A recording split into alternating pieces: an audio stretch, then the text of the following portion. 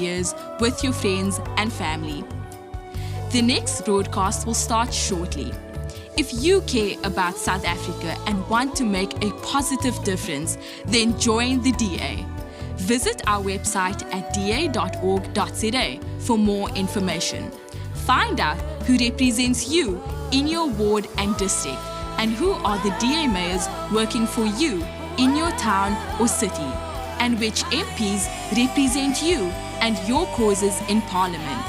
On our website, you can learn more about our latest campaigns and how you can get involved. Join the Democratic Alliance to rescue South Africa. Become an activist, become a councillor, become a member of Parliament if you care about South Africa. Please visit donate.da.org.za. Donate to a cause you believe in. Donate to make a difference.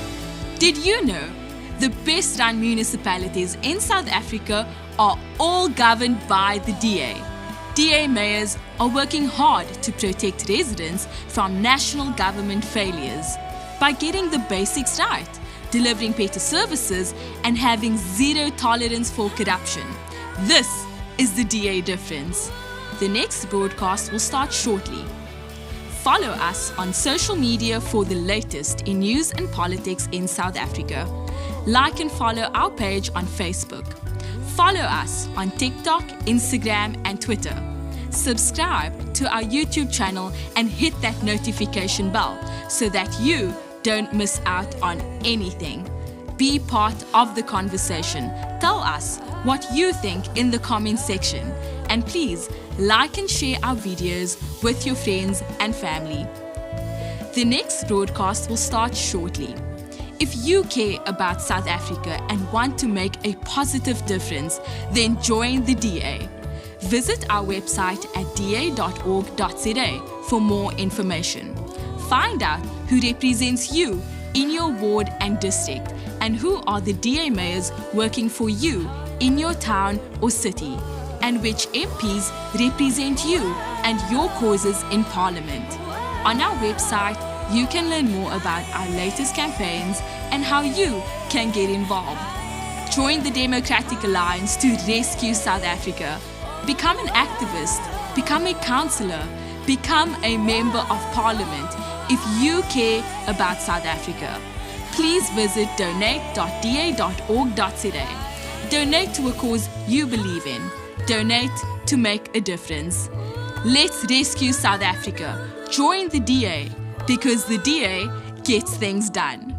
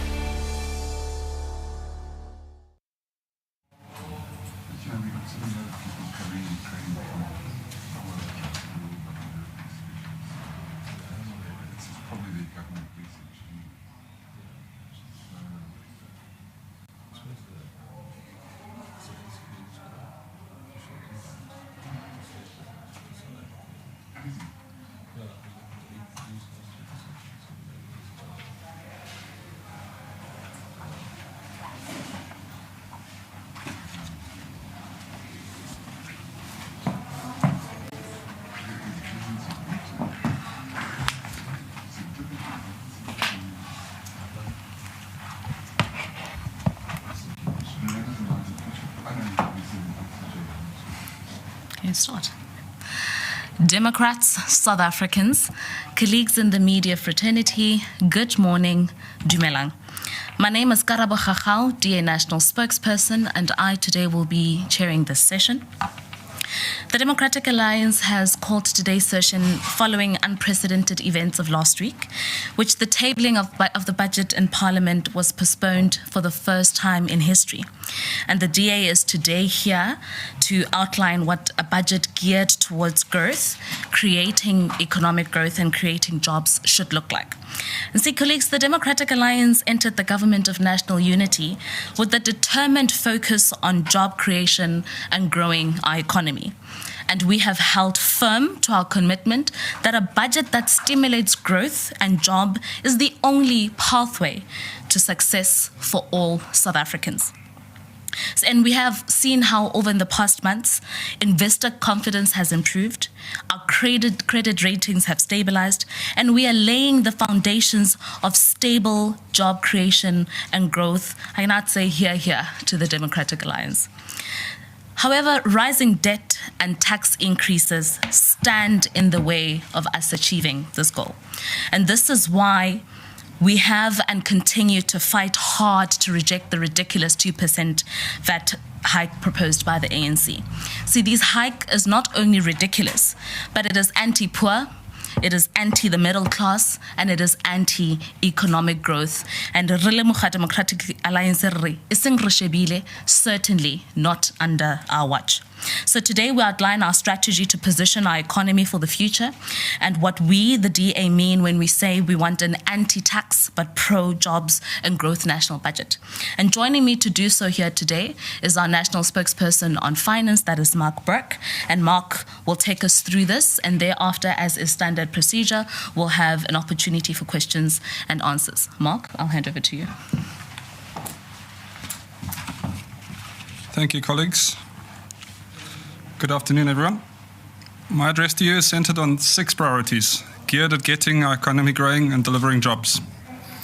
As Cabinet now goes back to the drawing board on a new budget, we believe that these proposals will position our country on the right footing without raising taxes, growing our debt, or any cuts to frontline services.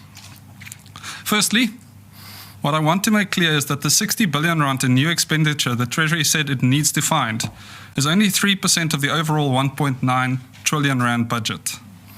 There is no need to tax to find these funds, which can easily be sourced from failed and underperforming programs and sub-programs. South Africa simply does not have a revenue problem. It has a problem prioritizing spending on programs that drive growth and in turn drive job creation. Our budgets keep getting bigger, our taxes keep rising, but our lives keep getting worse. In 1994, when Nelson Mandela introduced his first budget, inflation adjusted, it was 3 times smaller than today's budget. The 2007 Mbeki budget, inflation adjusted, was almost half the size of the 2025 budget. Are South Africans twice as well off now? No. And if GDP per person is anything to go by, life stopped improving for South Africans after 2011. We initially made great strides, and then we stalled, and now we've regressed. More than half of our people now live in poverty. Those who can afford a house see its value drop year after year in many parts of South Africa. Where we once boasted about how many villages and townships were connecting to the grid, now the discourse is about Eskom bailouts and load shedding. And despite an ever-growing budget, lives are getting worse. The ANC solution is to spend more, borrow more, and tax more, with zero focus on efficiency. It's insane. We're doing the same thing again and again, but expecting different results. And that's not why the DA is in the GNU government. We need to break the cycle and reject any new tax hikes that can only damage the economy at this point. So, while some media might be inclined to push the narrative of how do we fill this void by the rejected ANC VAT hikes, we believe it's actually time to think critically. We do not have a shortage of tax revenue. We have a shortage of scrutiny. So our proposal is a simple 6-point plan. 1, no new taxes, including VAT, personal income tax, and company tax. South Africa's tax base is too small to carry any additional tax increases without choking the private sector, investment, and further damaging the economy. Tax increases will chase away investment, shrink our tax base, and ultimately cause damage to the economy. The government must find 60 billion rand in savings from wasteful spending instead of burdening taxpayers further. For context, government has a 1.9 trillion rand budget as mentioned, and 60 billion rand only constitutes 3% of that overall budget. Point number 2, we need to cut unnecessary government expenditure. The DA proposes immediate cost-cutting measures that will free up at least the 60 billion rand without cutting essential services. That would include a 50% reduction in government advertising budgets, a 33% reduction in travel and catering expenditure across departments, a hiring freeze for all non-essential government positions for 12 months, a national audit of ghost employees, especially following the Prasa audit that uncovered approximately 10% of their workforce didn't even exist. Point number 3, a concrete pro-business growth approach. Economic growth is the only sustainable path to prosperity, as we all know, and to drive investment and job creation, economic reforms will install confidence in markets, and these should be prioritized. We need to fast-track logistics and trade reforms by setting clear deadlines for concessioning of freight and rail ports like Cape Town and Richards Bay. We need to establish a $5 billion, or in our money, 92 billion rand, concessional lending arrangement with the World Bank for high-impact urban infrastructure projects without adding to the national debt. Point number 4, a comprehensive spending review to reprioritize 58 billion rand. We need a 3-month emergency spending review, which must be undertaken to identify wasteful and failing programs. This will allow the reallocation of funds to essential public services such as healthcare, policing, and education. It will also allow the ability to fund legally mandated commitments, such as the 7 billion rand public sector wage increase without tax hikes. We can use the adjustment budget mechanism to shift spending as new revenue streams are unlocked. The government can also use adjustment budgets throughout the year by reallocating funds as inefficiencies are identified, and there will be many, so no tax hikes are needed. Furthermore, we need to conduct at least a 9-month deep dive to review outdated expenditure, some of them decades old. Point number 5, we need to increase revenue without raising taxes. Instead of suffocating taxpayers, South Africa instead should focus on improving tax compliance and unlocking state assets. We can increase tax compliance from 63% to 67%, which will yield 60 billion rand per year, with a small investment into SARS. We need to sell underutilized state-owned land and properties, and if we do this, we estimate that we could raise about 10 billion rand a year. Point number 6. We need to protect essential services and the most vulnerable. Unlike the ANC's reckless approach, the DA's plan ensures that critical services remain protected. We can't afford any cuts to frontline health workers, teachers, SAPS personnel, or social grants. The SRD grant should be converted into a job seekers allowance, ensuring that it supports employment-seeking efforts. In short, we don't need lip service. We need service delivery and reforms, and we need them actioned now so that we don't all sit here again next year with the same tired narrative, wondering how it is that South Africans are again worse off. We now stand at a crossroads as South Africans. We can either choose reckless tax hikes and unsustainable borrowing, or we can commit to real fiscal reform, economic growth, and efficient governance. The DA's plan is fiscally responsible, pro-growth, and focuses on jobs. It is a plan that protects the poor while ensuring the government lives within its means. It's a plan that proves that new taxes and reckless borrowing are not necessary. The only thing that is necessary is political will. We call on the GNU to adopt these measures and ensure that the 2025 budget prioritizes jobs, growth, and fiscal stability, not the failed economic policies of the past. Thank you so much. Thank you very much, Mark. There, colleagues, it's very clear. So unlike what Minister Godongwana would want us to believe, we don't have an either 2% hike tax or a austerity in his form budget. We've just now tabled an alternative that is very sober, that does give clear alternatives to how we can restructure the budget and get it to a point where we're able to see what we want, which is the growing of our economy, the creation of jobs without taxing South Africans further. And we're very clear, all he has to do is to copy, paste, use it. It's very, very user-friendly. So now, colleagues, I'm going to open up for a session for Q&As. So as is the standard process, please indicate your name, the news house you represent, and to whom you would like to pose the question, and then we'll take it from there. I'll start with you. Jan Gerber, News 24. Jan Gerber, News 24. Yeah. My first question is this the proposals that the DA ministers are taking to cabinet when they are discuss or debating the budget? And secondly, you made mention of a World Bank loan. How is that not adding to the national debt? Thank you. Okay, thank you. So there are two questions. Okay. And then the second question? Well, third. But Hi, thanks. Babalo Ndenze from EWN. Just following up on Jan's question on the special cabinet was yesterday. Was this proposal perhaps, presented yesterday? Because I think the special cabinet was to discuss specifically the budget. Okay, I'll take one last question and then I'll resume for another round if that's necessary. And just trying to find, I've Mdila from ENC, just trying to find out the dynamics of the GNU itself, because I understand the Deputy Minister of Finance is from the DA. Sure. Are these proposals made within Treasury when he's there? Because it seems like you're separating the DM from the DA, from the ANC, or from Treasury completely. And with all these dynamics, seems like the pulling apart is continuing. Is South Africa safe in the hands of the GNU? Okay, thank you so much. Is that for the first round? Okay, I see one question. So I'll give you the brief now. Hi, Karabo. Just two questions for you. Yeah. Why was the VAT increase fight important for the DA?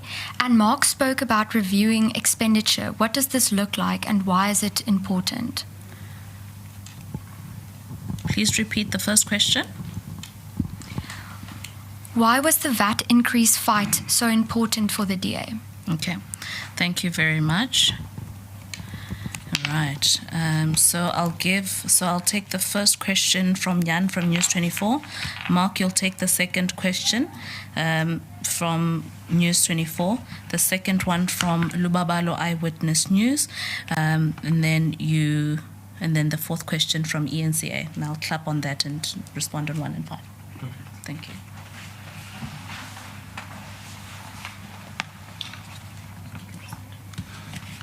So, as I understand your question, it is how the World Bank concessional lending arrangements doesn't constitute national debt. Look, we have to look at what other countries are doing with the World Bank. China is every year maxing out every facility at its disposal from the World Bank for infrastructure investment. And we're barely scratching the surface. Some of these concessional arrangements don't go onto our balance sheet. They sit there as exactly that, a concessional facility that we're able to tap into to invest in infrastructure. And there will be some yield from whatever asset is invested in, and that will hopefully go some way towards servicing the investment from the World Bank. But the more important point here is, how do we think about infrastructure investment? Do we want money to go into these monolithic entities that nobody believes in anymore? Transnet, for example, is in a loss-making position month on month. And we need to start thinking of vehicles that could be invested in by the private sector, by international multilateral institutions, as well as our own fiscus. But at the moment, we're pouring money into a leaky bucket. So the answer to your question is some of these facilities exist for the sole purpose of investing in a nation's infrastructure, and we're not doing nearly enough to tap into it. I hope I've addressed that question somewhat. Karabo, would you remind me of the question from... Lubabalo, was the proposal taken to Cabinet and with It's a difficulty here. These cabinet meetings are confidential. I'm not a member of cabinet, and even if I were a member of cabinet, I wouldn't be able to relay what happened there. But what I can tell you is this is the DA position, and our ministers will be advocating for this position, as they have been doing in every forum at their disposal. So I can't tell you exactly what happened in yesterday's meeting, but I can tell you this is the DA position, and everybody on the team is well aware of that position and is going out into the world and making sure we get this implemented. Thank you very much, Mark. So I am going to clap the first question of Eyewitness News, the last bit of Newsroom, the last bit of Eyewitness with ENCA, and clap it into one question because there are similarities there. So, colleagues, you are correct, Aviwe, to say that we do have a Deputy Minister in Finance, Ashwa Sarupan. And the DA, again, when we went into the GNU, we went there very committed to using all positions in the GNU to make influences, to make sure that we get the outcomes that we want for South Africans, geared towards rescuing South Africans. So we've obviously been able, in our participation in Treasury and in the GNU, been able to offer alternatives. And this is why we've always said that it is important for the ANC to understand that it doesn't operate alone, that it is important that when we do offer solutions that make sense, such as these proposals here, that they are able to be heeded, that they're able to be used, applied, because at the end of the day, the best beneficiaries of these solutions altogether are South Africans. So as is the case with our rejection of the VAT increase, the people who get to benefit from this rejection of the hike are poor South Africans, are middle-class South Africans who are already struggling to put food on the table for themselves and their families, who certainly cannot be able to afford to spend more money on their groceries and basic essentials and transport. So that's why it's very important then that when we make such solutions, they are heard. But these alternatives have been put there. We do have a Deputy Minister of Finance who's been working really hard to make sure that they are heard. And that's why what we want South Africans to hear today fundamentally is that there is no DA minister or deputy minister that goes into government without a DA policy. Whatever submissions that goes from the Democratic Alliance is directly aligned to what it is that we are tabling today for South Africans, and that's the score point against which we are working. So I hope that addresses the question from you guys. And then the last part of whether or not South Africans should trust the GNU. South Africans must trust the Democratic Alliance participation in the GNU, Aviwe, because life is far safer for South Africans with us there than not. For example, again, I want to go back to the 2% VAT hike. If the Democratic Alliance was not in the GNU, we wouldn't have had the rejection of the 2% VAT. We would have had Minister Kodongwane still proceeding to address the nation on that hike.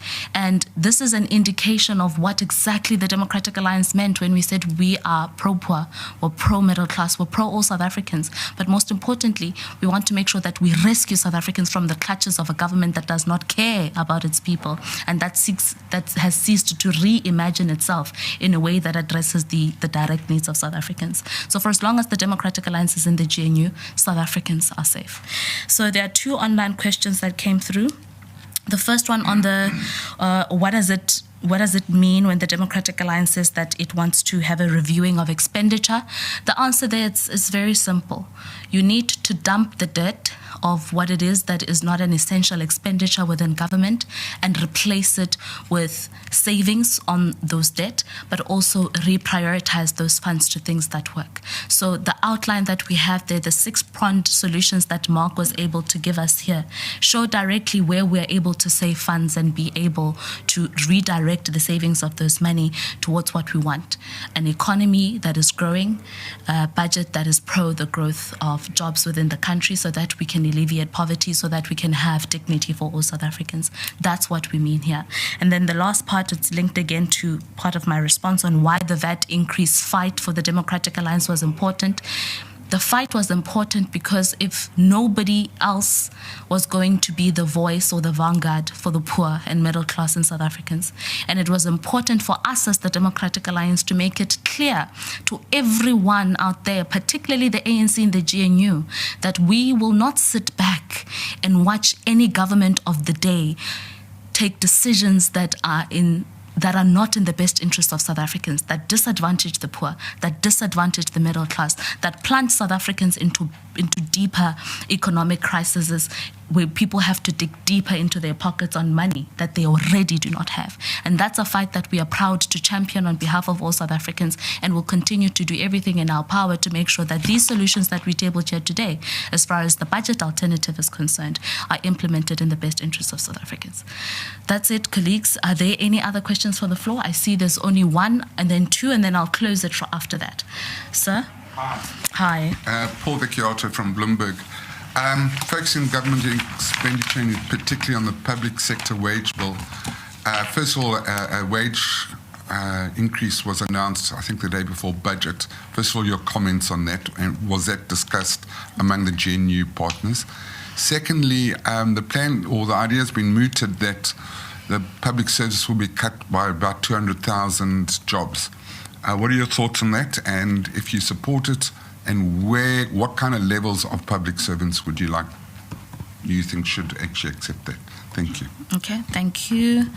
Viva, the last question. Thank you. Just following up on around the Deputy Minister, are you suggesting then that his voice is not heard within Treasury, given how now you seem to suggest it's an ANC stance and how the VAT is an ANC policy?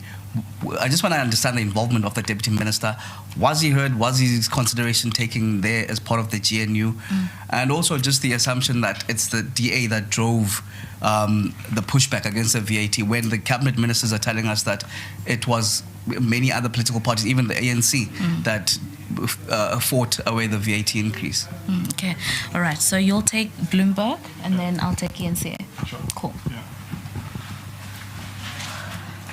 Thanks, Paul. It's good to see you.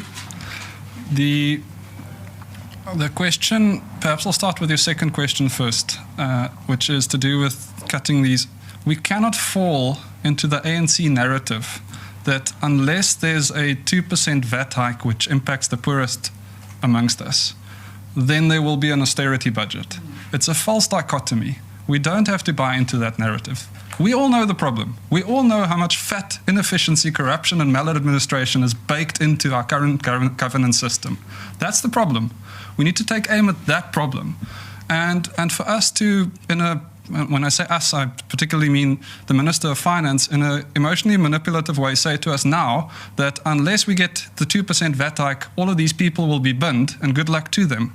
It's a false narrative. It's a false dichotomy. We've got many efficiencies we can unlock. We need this 3-month spending review and then the longer 9-month period to find these inefficiencies over time. Some of these things haven't been reviewed for decades. So no, we don't buy into the narrative that frontline services could be or should be cut if we aren't able to get this VAT hike. It's simply inconceivable that the budget keeps going up year over year. But for the last 10 years, government hasn't been doing nearly as much as they were doing for the first 10 or 15 years of democracy. So Paul, short answer on that is no. On to your first question, which is the wage increase. One of my questions to the Minister of Finance in Parliament last year was, how many times are we penciling in an amount in our midterm budget statement, and then those wage increases end up at a higher amount? And how often has that happened in the last 5 years? Of course, there's no good answer to that question, and the Minister didn't give a good answer to that question, because we keep underestimating, which throws our whole fiscal strategy into disarray. The Minister has spoken in the past about tough love to SOEs, and I would argue that we need some tough love towards state employees going forward.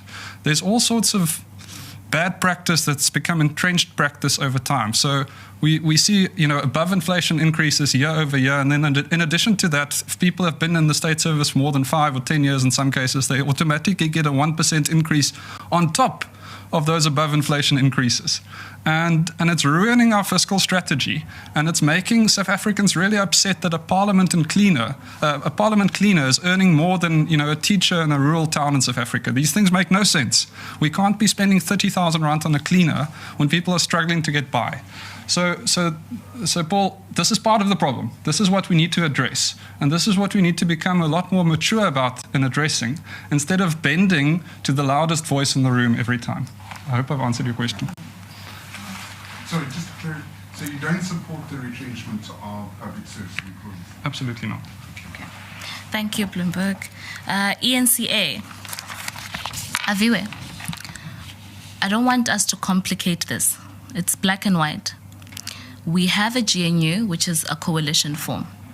All voices are empowered to express their views on any matter, and all partners in the GNU are empowered to do their job, in line with what is the responsibility of the DA's Deputy Minister of Finance, Ashish Sarupan, is to make comments when a budget doesn't make sense, which he has done. And however, he is not alone in ministry. He's not even the minister altogether. And this is the whole point that the Democratic Alliance has been making, to say, you cannot, in all honesty, if you believe that you are an ethical leader, say no to sober and sensible solutions because of your political ego, because the person who came with the solution is not an ANC card carrier, even though they are sober. And so this is what we are saying to South Africans now today, that we are committed 100% to continue to fight to be the voice of reason within the government of national unity. And this is why we are tabling the alternatives we have tabled here today. And I will recap on them very quickly just before we conclude. But it's as simple as that. And on the last one, on whether the assumption that the Democratic Alliance is not the sole driver of the tax hike protest, the bottom line is this. The Democratic Alliance is the leader of the pack of this argument of the day. Had the Democratic Alliance not led the conversation to protest the 2% VAT increase, we wouldn't have had the outcry we have seen. Certainly, we wouldn't have had the leading of communication in the media as we have seen in the past. Other political parties in the GNU, yes, may have also said the same thing, but we led the conversation, and we are clearly the people who have been at the forefront of fighting this. And it shouldn't be that we fall into the trap, Aviwe, of where political parties are now seeing that the political game is failing them, that on the ground they're not finding as much expression as they would, that they would want to dilute the hard efforts of the Democratic Alliance in the GNU and claim victory there. The bottom line here is that the Democratic Alliance is pro-poor. We are pro the middle class. We are anti the 2% VAT increase. We are anti any taxes altogether. And so this is a fight that we're taking upon ourselves, that we will continue to fight. And this is the alternative that we're giving to Minister Godongwana. Again, I want to say boldly, Minister, here's a document. It's very comprehensive. The Deputy Minister of Finance also has it, Ashu Surupen.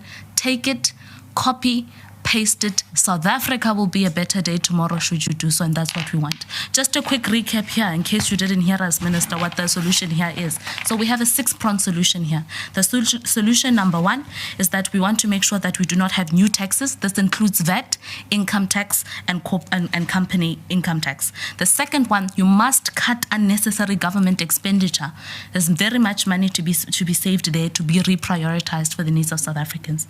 Number 3, we must have concrete pro-business growth measures built into the budget and all government priorities.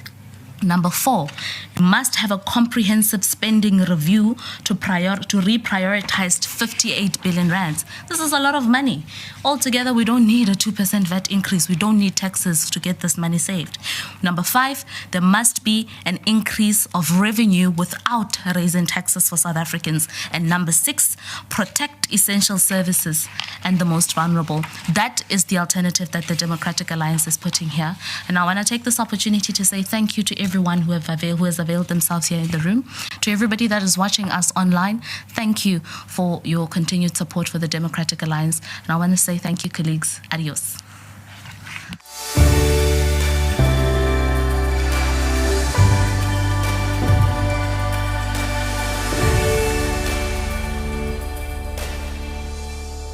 Thanks for watching. All across our beautiful country, people are joining forces to elect the new government that can rescue South Africa. Like and follow us on Facebook, TikTok, Instagram, Twitter, and YouTube. Please share our videos with friends and family. Let's rescue South Africa.